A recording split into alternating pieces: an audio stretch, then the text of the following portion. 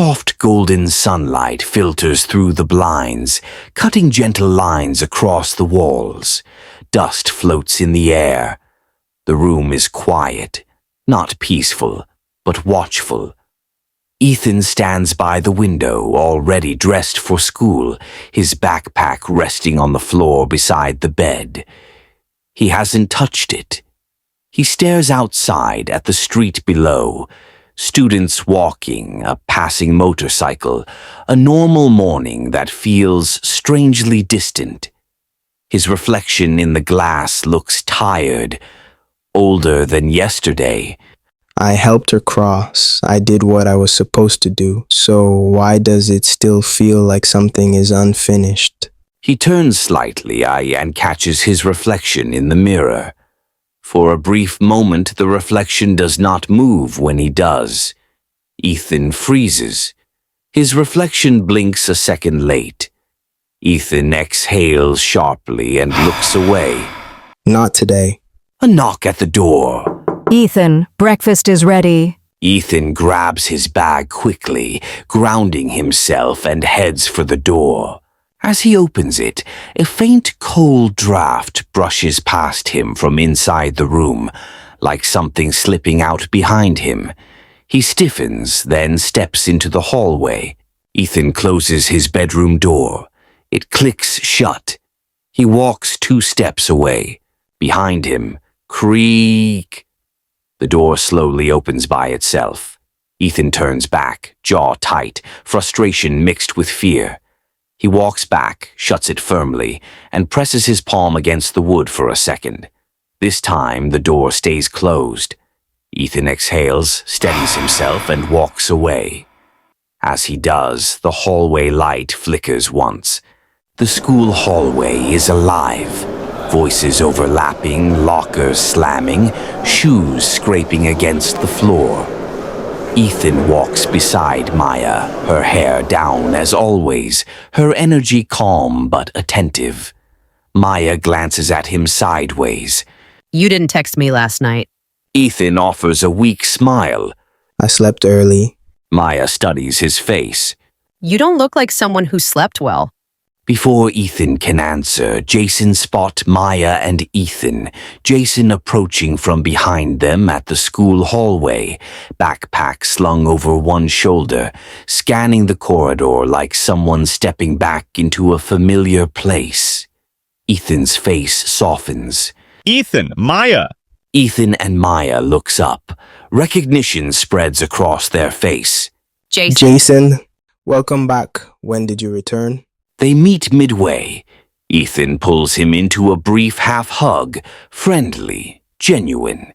Early this morning. Didn't even feel real till I walked through the gate. You didn't tell us you were coming today. Last-minute decision. They walk together for a few steps. Jason glances at Ethan, concern flickering briefly. You good? Yeah, just didn't sleep well. Jason nods, satisfied, and drifts off to greet someone else. Maya slows slightly, staying with Ethan. You sure you're okay? I'm fine. He doesn't meet her eyes. Maya notices. Maya stands in front of the mirror, adjusting her hair. Still loose, still the same. She stares at her reflection, thoughtful. He's lying, not badly, just carefully. She exhales, resolve settling in. Okay, Ethan. She picks up her bag and leaves. Ethan walks alone toward his next class, head down. Then a soft whisper brushes past his ear, barely audible. Help me. Ethan stops mid-step. His breath catches. Ethan, whisper. Hello? The whisper comes again, sadder, clearer. Please. Ethan turns slowly. The hallway ahead feels wrong, quieter, dimmer. The whisper drifts toward the abandoned wing of the school. Against his better judgment, Ethan follows. Lights flicker as he walks. He stops in front of a door with peeling paint.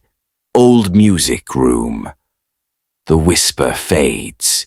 Ethan reaches out and grips the handle. The moment his skin touches the metal, vision flash, screams, wood cracking, dust filling the air, students running, a young girl, Ngozi, reaching out, hands covering her mouth, her uniform tearing, a deafening crash. Ethan gasps and stumbles backward into the present, heart racing, sweat on his brow. He stares at the door. Ethan, breathless. What happened to you? He steadies himself and pushes the door open. The room is silent. Broken chairs stacked against walls. A dusty piano sits in the corner, keys yellowed with age. Sunlight filters in through cracks in the walls. Ethan steps inside slowly. Seated on the piano stool is Ngozi, wearing an old-school uniform, faded from another time. Her head is bowed. She lifts it. Their eyes meet. Can you help me? Ethan opens his mouth, but no words come. Ngozi's form shimmers gently, then fades. The piano key presses down by itself. Ding! Ethan spins and rushes out. The cafeteria is noisy with lunchtime chatter. Plates clatter. Voices overlap. Ethan, Maya, and Jason sit at the same table. Jason eats normally. Maya has barely touched her food. Ethan stares at his plate, rice untouched, spoon idle. Maya notices first. You haven't eaten anything. Ethan shifts slightly, nudges the rice with his spoon. I'm not really hungry. Jason glances at him briefly but says nothing. Maya studies Ethan's face. You don't look happy. Ethan shrugs. I'm fine. You say that, but you haven't looked at either of us since we sat down. Ethan forces a small, awkward laugh. You're reading too much into it. I know you, Ethan. When something's wrong, you go quiet like this. She pauses, choosing her words carefully. If you can't talk to your friends about what's going on in your life, I honestly don't know who you can talk to. Ethan finally looks up. Jason meets his eyes, calm, not pushing. We're here, though. Ethan nods, guilt flashing across his face. I know. Maya continues gently. I just want you to know I'm always here to listen or help or just sit with you. Ethan lets out a short laugh. I'm fine, seriously. Maya holds her gaze for a second longer, then nods. Okay. She doesn't believe him. A brief silence settles. Ethan shifts in his seat, but Maya keeps watching Ethan, quietly, carefully. Ethan stands abruptly. I'm going to the library. He walks away quickly. Maya watches him go, worry deepening. After a moment, she rises and follows, not rushing, keeping her distance. If you won't talk, I'll just pay attention. The final bell rings. Students pour out of classrooms, laughing, shouting, relieved. Ethan walks alone, backpack on his shoulder. His face is distant, still elsewhere. Maya watches him from a short distance. She wants to call out to him, hesitates, then stops herself. Something's wrong with him. Ethan exits through the school gate. Maya stays behind, watching him leave. This is the moment she decides to pay attention, not investigate yet. Just notice. The living room is quiet. A ceiling fan turns slowly. Claire folds laundry on the couch. Ethan sits opposite her, restless. He watches her for a moment before speaking. Mom, did Dad ever talk to people when they were hurting? Claire's hands pause. She doesn't look up. Why are you asking that? Ethan shifts. Sometimes it feels like people expect me to listen to things I don't understand. Claire resumes folding a little faster now. Your father was a kind man. People talked to him because he listened. Ethan leans forward. Was Dad just listening? Claire stops folding. She finally looks at him, her expression firm, guarded. Ethan, you don't need to dig into your father's past. The air tightens. I'm not trying to. Some doors are closed for a reason. She softens slightly, but her voice remains cautious. Whatever you're feeling, don't let it carry you somewhere you're not ready for. Ethan looks at her, searching. And if I already feel like I'm there? Claire doesn't answer immediately. She reaches for a towel, folds it carefully. Then come back. Don't go looking for things you can't put down. She hands him the folded towel. An ordinary gesture meant to ground him. Ethan takes it, unsatisfied. They sit in silence. Ethan jolts awake, gasping. Sweat beads on his forehead. His chest heaves. He sits up slowly, pressing a hand to his face. Ethan, whisper. I didn't choose this. The room is still. Then, a soft breeze moves the curtain. Ngozi stands near the window, the curtain lifting slightly behind her. She looks calmer than before, but unfinished. Ethan sits on the edge of the bed, watching her carefully. I saw what happened, not everything, but enough. Ngozi nods slowly. They called it an accident. Her voice is steady, but there is hurt beneath it. But fear was louder than the truth. Ethan lowers his gaze. Your name was buried with it. Ngozi steps closer, her expression softening. My father, Chukwuma Eze, they told him to stop asking questions. They never gave him a place to grieve. A quiet beat. I don't need revenge. I just need him to know I am happy where I am, and for him to let me go. Ethan nods, understanding settling in. I'll find him. Ngozi exhales. Not relief, but release beginning. That's enough. Her form fades gently, leaving the room warmer, calmer. Ethan remains seated, staring at the space she occupied. Now he knows who he's doing this for. The next day, Ethan awoke from his bed. He was getting late for school. He took his bath, brushed his teeth, and prepared for school as he left for the hallway. Ethan skipped lunch and snuck into the restricted archives in the school library. He waited until the librarian stepped out, then slipped into the back room. The school library is unusually quiet. Only the low hum of ceiling fans and the soft rustle of pages fill the air. Ethan sits at a computer terminal near the back, shoulders tense, eyes fixed on the screen. His school bag rests at his feet.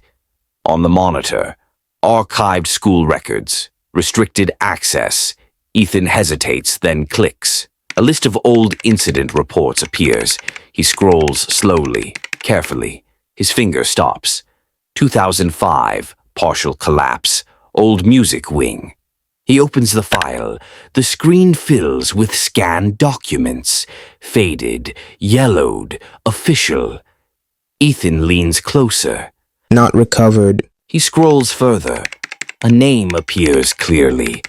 Ngozi Eze status, presumed deceased body, not recovered. Next of kin, Chukwuma Eze. Last known address, Umwaka District, inactive. Ethan exhales slowly.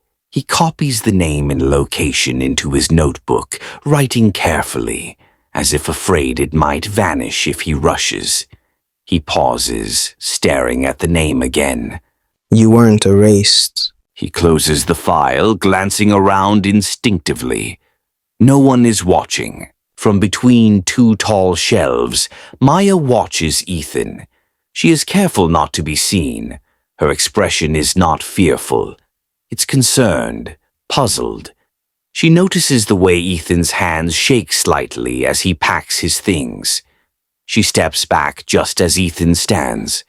Ethan slings his bag over his shoulder and walks out of the library without looking back. Maya waits, counts silently, then steps forward. Maya reaches the computer terminal Ethan was using. She does not touch anything immediately. She looks at the screen. The cursor still blinks. The document title remains faintly visible in the taskbar. Maya reaches the computer terminal Ethan was using. She does not touch anything immediately. She looks at the screen. The cursor still blinks. The document title remains faintly visible in the taskbar. 2005 music wing collapse. Maya swallows. She scrolls slightly, just enough to see a name. Ngozi Easy. Her brows knit together. Who is that? She straightens quickly as footsteps pass nearby. Maya steps away from the computer, forcing her face back into neutral calm. She grabs her bag and leaves the library, but the name stays with her. Ethan got back home from school. He changed. He had his afternoon bath as he got prepared to go out. A dusty community road stretches ahead. Small shops line the sides, kiosks, provision stores, a mechanic working under a tree. Ethan walks slowly, school bag slung over one shoulder, eyes scanning the environment. He stops in front of a small roadside kiosk run by an elderly woman. He takes a breath. Good evening, Ma.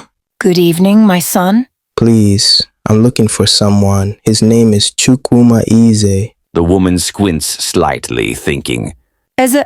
Yes, I remember him. Ethan's heart lifts. Does he still live around here? The woman shakes her head slowly. No, he moved away some years ago. After that thing with his daughter. Ethan stiffens but keeps his voice steady. Do you know where he moved to? She points vaguely down the road. Try near the old church. Ask there. Ethan nods gratefully. Thank you, Ma. He walks on. The road is quieter here. The sun hangs low, painting everything orange. Ethan approaches a small provision shop. A middle-aged man counts money behind the counter. Good evening, sir. Evening, son. Please, I'm looking for a man named Mr. Chukwuma Eze. The man looks up immediately. Ngozi's father. Ethan pauses, then nods. Yes, sir. The man exhales slowly. He lives not far from here. White house, big mango tree in front. He gestures ahead. You'll see it. Ethan's shoulders drop slightly, relief mixed with fear. Thank you. A modest white bungalow stands quietly under a large mango tree. Paint peeling, gate slightly rusted. Ethan stops outside the gate. He doesn't knock immediately. He closes his eyes briefly. Say only what you must. Don't bring confusion. Don't bring fear. He opens the gate and knocks. Footsteps approach. The door opens to reveal Mr. Chukwuma Eze. Older, tired, guarded. They look at each other. Yes? Ethan bows his head slightly. Good evening, sir. Please forgive me. My name is Ethan. Mr. Eze studies him cautiously. What do you want? Ethan chooses his words carefully. I attend the school your daughter once attended. The air changes. Mr. Eze's jaw tightens. You may come inside if you don't mind. With a sad look on his face, Mr. Eze was seated in a wooden chair outside, cutting some bowl of yam. They told me the building collapsed. They said she was inside. They said it was an accident. Mr. Eze, bitter, paused for a minute. That's all they ever said. Ethan nods slowly.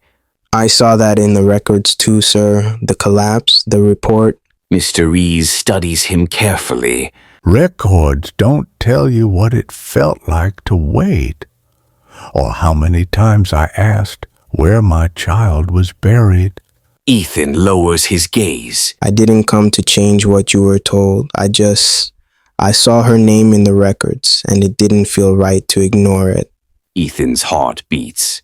Sir, sometimes holding on to how it ended is what keeps the pain alive. I'm very sure is not what your daughter would have wanted for you. With all due respect, Sir Plus, you need to finally let your daughter go. A long beat, Mr. Ease exhales. A small open space behind the house. Quiet, still. A single flat stone sits near the back wall. Chukwuma Easy stands stiff, his joints stiff with age and grief. Ethan stands a few steps behind him, silent, respectful. Mr. Ease places a candle in his hands. His hands tremble slightly as he strikes a match. The flame catches. For a moment, he only stares at it. Then he speaks, softly, carefully, like he's afraid the words might disappear. Ngozi him, if this world failed you, may the next receive you gently. He swallows. They told me to forget, but a father does not forget his child. The candle flame steadies. The air grows warmer. Behind Ethan, Ngozi appears. She is calm, whole, at peace. She watches her father, not waiting, not bound, just present. As her name is spoken with dignity, her form begins to glow softly. She looks at Ethan. Ngozi, quiet, grateful. It's enough. She turns her gaze back to her father. Slowly, gently, she fades. Not into darkness, but into the warmth around the flame. The candle burns steadily. Mr. Ease exhales, a deep breath he's been holding for years. He closes his eyes. The night is calm. Ethan stands by the gate, preparing to leave. Mr. Ease walks him out. Thank you for relieving me of the pains I had ever since my daughter's death. It ruined me. Her mother even left and never came back. Ethan shakes his head slightly. She was never forgotten. Mr. Ease nods once. They share a quiet understanding. Ethan turns and walks away with his bicycle. Ethan entered his bicycle. As he rode, Ngozi appeared to Ethan one last time as she gliders. Ethan enters his room quietly. He drops his bag by the door and sits on the edge of his bed. For the first time since after Ngozi's case, his shoulders relax. He stands and faces the mirror. His reflection looks normal, tired, human. Ethan exhales. Then, his reflection does not blink when he does. The room grows colder. A familiar whisper drifts through the air. Not everyone wants to cross. Ethan's breath catches. One soul released. How many more are waiting? His reflection finally blinks. Ethan steps back. Maya sits on her bed, phone in hand. She scrolls through a photo she secretly took earlier. Ethan in the library. She zooms in. The name on the screen, Ngozi Easy. Maya's brow furrows. What are you involved in, Ethan? The question lingers.